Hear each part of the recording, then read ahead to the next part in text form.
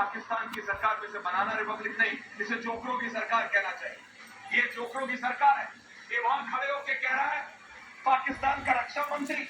सोचिए सोचिए तो पाकिस्तान का रक्षा मंत्री, डायरेक्टर समझ नहीं रहे हो। एक तरफ पाकिस्तान के डिफेंस मिनिस्टर की तस्वीर चलाओ और एक तरफ हार्पी ड्रोन वाली तस्वीर चलाओ। Thank you very much. क्योंकि क्योंकि ये संसद में खड़े होकर बोलता है कि पाकिस्तान के सिस्टम ने, पाकिस्तान की फौज ने इसलिए भारत की ड्रोन्स नहीं रोकी ताकि उनकी लोकेशन पता लग जाती है। अरे बेवकूफ और बेवकूफ, तेरे को पाकिस्तान में ही रक्षा मंत्री बना सकते हैं। वो एंटी ड्रोन सिस्टम होता ही इसलिए है ताकि तुम ड्रोन को रोक सको, बेवकूफ। और पाकिस्तान की जनता, ये तुम्हारी वजह से, ये तुम्हारा बेवकूफ आदमी, तुमने बनाया ऐसा बेवकूफ आदमी रक्षा मंत्री।